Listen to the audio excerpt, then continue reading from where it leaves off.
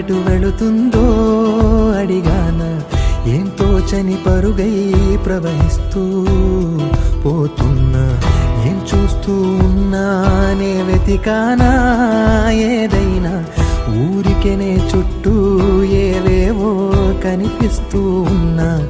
కదలని ఓశిలనే అయినా, తుటిలో కరిగే కలనే అయినా, ఏం తేడా ఉందటను